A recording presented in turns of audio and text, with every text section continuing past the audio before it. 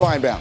The Lane train is back to the SEC. Lane Kiffin has signed on to become the head coach at Ole Miss after leading Florida Atlantic to its second Conference USA championship. And this is something that will get a lot of attention because of Lane Kiffin's long-standing history in the SEC in a variety of places. A brief stint as the head coach, of course, at Tennessee, and then a successful stint as the offensive coordinator in Alabama. And Nick Saban's assistants have historically had all kinds of trouble with him, but I think you think this is going to be different this time. Yeah, remember one thing. A couple of years ago, Lane Kiffin got the FAU job, and he coached in the semifinal game, so he quits. And he still got fired by Nick Saban because he lost interest right before the final. I think it ended up costing Alabama a national championship. But Lane Kiffin is obsessed with Nick Saban, and I think Nick Saban is obsessed with him. And Greeny, I firmly believe that of all these disciples, and we've talked about them ad nauseum between Kirby Smart and Jimbo and so many others, that Lane Kiffin is going to be the first Saban disciple to beat the GOAT. I'm not saying it will happen next year, but it's going to happen because he will spend every moment. He'll lose 11 games to prepare for that one. And I think Saban's not intimidated by people, but he's going to look over there and go, I don't want to play Lane Kiffin. He's like a gnat for Nick Saban, isn't he? And in the best, most respectful way that you can be a gnat. I mean, here's the thing about Lane. I think when you look, like a GNAT. Anyway, when you look at what he brought to the SEC, that was part of really the shift offensively in the entire league that then made all these other teams, Greeny, have to decide that they've got to do big changes with their programs. And I do think that Lane will be obsessed with Coach Saban. There's a way that Saban looks at Kiffin with respect, but he also can't stand him. I had someone close to Nick Saban tell me once that he had to get rid of Kiffin before the national championship game because he was like your recalcitrant 16-year-old who just grabs the keys to the Ferrari and forgets to turn the garage door open and he goes right through it. Kiffin's matured a lot, though, since then, though, I think. At FAU. Is this a good move? I mean, people will ask this at Ole Miss because of the history involving Kiffin. You like the move? They were 4-8 under Matt Luke. This is a brilliant move. I mean, you hate to hire a coach to win the press conference, but this is Lane's fifth head coaching job, 4 in college and 1 with Al Davis at the Oakland Raiders. I think it's a fantastic move. It is his, and you can take this however you wish, but it is his 5th head coaching job, and he's 44 years old.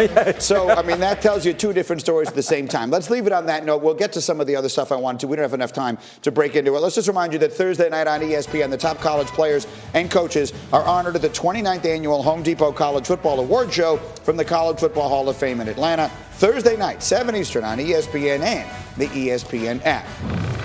We're recapping Monday Night Football this morning on Get Up. Carson Wentz leading the Eagles to a win. Dan Orlovsky, your guy right here, a huge 4th and 1 play, and he gets the sneak over the line. Aggressive play call when they needed it. He's a big quarterback. Get that conversion, and then I love the ball placement on this throw. The one-on-one fade to Arcega-Whiteside just over the right shoulder. Outstanding. New set of downs now for the Eagles, and Wentz finding Dallas Goedert down the field right there. I love the rhythm. He put his back foot in the ground and drove that ball down the seam against the cover 3. And then this play, Laura, this is a really good design by Doug P. Outstanding throw and dropped arm angle by Carson Wentz. Yeah, and that made the game go to overtime. A touchdown wins it, a field goal does not win it. And so Wentz trying to get it done here, dumping it off to Miles Sanders. Good start to this drive. You get those receivers out there on the edge. They block. Little easy throw. Now you get Carson on the move with a play action pass, something he does really well. Good ball to Perkins here. Yeah, that was a gain of 13. And then later in the drive, 2nd and goal for the Eagles. Wentz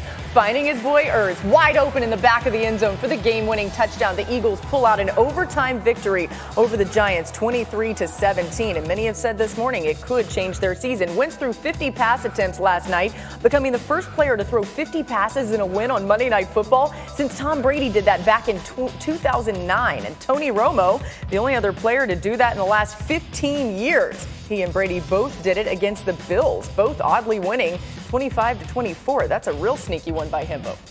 In the meantime, let's come back to your guy here in Carson Wentz, because a lot of times you might think to yourself, well, everybody on the team is hurt. He needs to play like Superman. But you're going to show us it was actually playing like Clark Kent that is the reason they won last night. Absolutely. And then the Superman moment came. But it was 3rd and 7, 4th quarter. And this is the stop in the moment where I was like, all right, he's starting to understand it. Again, 3rd and 7, 4th quarter. We're down 7 points. This is the time to put on the cape. Okay, I got to go make a play. So the Eagles line up, and they're down in their trip set. And Carson Wentz looks out, and he goes, goes, well, there's only 2 defenders out there for the Giants. Something must be up. So he brings his eyes on the inside and he sees both linebackers up in the line of scrimmage. So instead of him trying to go, I'll make a play. I'll do it on myself. What I love that he does is he looks down here to these receivers and he changes the play. What he changes it to, again, on 3rd and 7 is this. He's going to go trust that receiver will go make a block. And that receiver will go make a block. And I'm going to throw this little quick screen to the flat right now. Again, this linebacker was up in the line of scrimmage, and Carson Wentz is going, I trust you guys that you'll go do your job, and I can throw this ball, 5 yards in front of the sticks on 3rd and 7 in the 4th quarter. That is a guy willing to play Clark Kent football because that's the linebacker, Ogletree, that was up in the line of scrimmage that has to go make that tackle, and he's not able to go close the gap there. That was a big moment to me to go, okay, he's starting to understand the situation. Now let's go to the game tired. I love the placement of this play, left hash, right? Why that matters is because you have 1, 2, 3 tight ends up at the top of the screen. Now the ball being on the left hash with those numbers, this safety can't just play to the tight end numbers because there's a one-on-one matchup at the bottom of the field that you can leave this whole field for a throw. So I love the design by Doug P. Now this guy that everybody knows is the man to watch. Zach Ertz on this route. He's going to widen release on this defensive back and watch how good of a job he does to open up that defensive back. And I want to freeze it in this moment because there's a guy up at the top of the screen that everyone can't see. That's a receiver. He's covered. This guy, he's covered. This guy, he's covered. There's one person that Carson Wentz could throw the football to right there. Only one. This is the moment to be Superman. Golden is bearing down on his chest, and he's going to try to split his sternum in half. Now watch the throw and the ball placement to Zach Ertz. It doesn't get any better than that, folks. That ball placement doesn't get any better than that when you're getting split in half by a 250-pounder. So you watch the kid grow up and go, you know what, in that moment, I needed to be Clark Kent.